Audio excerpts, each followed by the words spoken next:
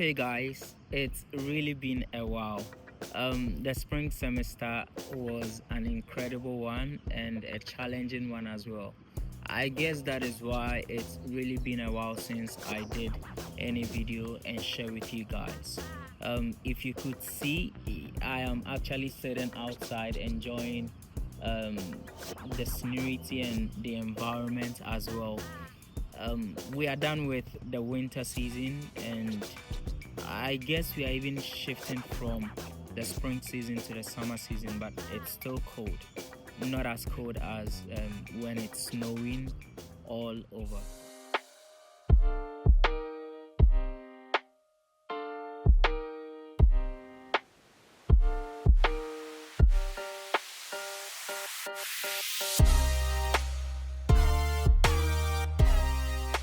If you are new here, my name is Prince Pitayali. I am currently pursuing my MBA in Business Analytics at Clarkson University here in the United States. In today's video, I would want to take a quick recap and probably have a short reflection on how the spring semester went so far, and just share this with you guys. So back to business. I took 4 courses during this semester. I took information visualization, AI for businesses, data warehousing, and I think there is one, yes, probability and stats. These courses were so practical that sometimes I felt they were driving me crazy. Like, they really tested my patience. They tested my tenacity and how resilient like I could be. Let's start from probability and statistics. I guess this was not much more of like practicals. They were trying to let us look at the aspect of research. Right, in terms of research, you try to get certain things straight and certain things right. So probability and statistics was more of like a recap of things that we've done during our undergrad. So it wasn't that challenging. It was okay, but yeah. Moving on to data warehousing.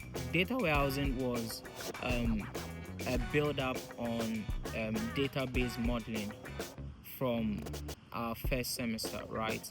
So after database modeling, you move on to data warehousing. This is where you create data warehouse using SQL, and you don't just create, but you also try to manage it. You keep it running, and after the creating, you do the loading, and you try and then make sure it is up to date, right? And I think throughout the semester, that is what we've been doing, and boy, it was so challenging. I mean, the challenging aspect was you trying to keep up with the class, the pace of the class, and also the code as well. SQL, yes, most people think it is not that hard, but I think if you don't get a syntax right, then the entire concept of it becomes difficult, right? So that was my challenge. My challenge was that I was still struggling with getting the syntax right until I think middle of the semester. That was when I finally grabbed the syntax of SQL, and I think I was okay with that. The next course was yes, AI for businesses. AI for businesses was interesting, and I think this course has really made me come to appreciate artificial intelligence and machine learning so much that I would want to opt in for applied machine learning for my last semester. So what we're doing in AI for businesses in this course was that we're trying to understand the fundamentals of artificial intelligence and know how applicable it can be in businesses. The purpose of artificial intelligence and machine learning is to help individuals maximize their utilities, and doing this course was useful. It was useful because as a business analyst, I got to realize that there are other means, there are other avenues of which you can use to analyze data, make data-driven decision, and AI and machine learning is one of them. And I think this is an area or a concept that those big tech firms are trying to gain control over. But retail and small medium scale businesses should also try and then take advantage of this, because I think artificial intelligence is something that is meant for all, right? The right knowledge, the right application should probably give you the best breakthrough you would be seeking for. And the last one is information visualization. Information visualization is simply trying to present your findings. You're trying to present what you have graphically. And as someone as someone who has skills in graphic designing and product designing, for once I thought, well, this is something that is very easy, but I realized it wasn't so, because in this you are trying to design graphical representation based on data, right? And so how you present your information graphically would inform or will let people take decisions, right? So yes, it's all about designing, using colors, using the right fonts, and then proper positioning, but the concepts were different. And so I had to try and then calm myself down and learn it properly. Yes. So after I think 2 weeks, I was like, no, this is not the same as graphic designing. This is not the same as me trying to do product designing, like trying to design an app or even a website, right? So I had to take my time after the 2 weeks. So the third week, I had to go over everything again. I'm starting from scratch, because in this case, you are building and designing based on data, based on findings, based on the things that you have. You are trying to inform people and help them to make well-informed decisions. And so any wrong color or any wrong font or positioning might give the wrong impression. And I guess that really helped me a lot. So what went well during the spring semester? I guess a lot, right? I was able to discover a particular studying rhythm that really helped me a lot. And also I topped up my game in trying to work with groups and with people trying to get like study partners and also project partners, because of how practical the courses were. I think aside probability and stats, where you don't need to work in groups, but aside that, for the rest, you had to work in groups and you had to work with people. So that went well. I really learned a lot, and it helped me a lot. Trying to understand people, understand the concept, what people have, how they manage to perceive information, interpret it as well. It really helped me a lot. And I think I felt more confident during the spring semester. It wasn't like the fall 2024. I was so confident, especially in doing presentation and also speaking up in class.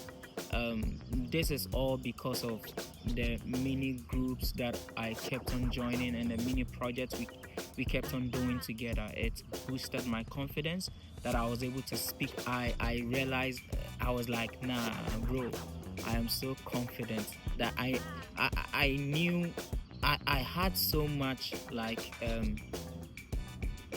confidence in what I was saying, presenting my findings, etc. And I think it really went well. So here are the challenges I faced. One of them was time management.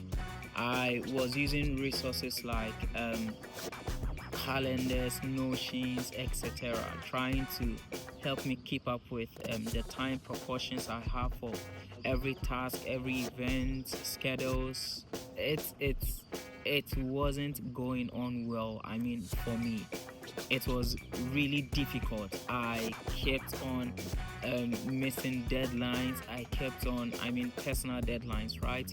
And it was a challenge, but I think I learned something, right?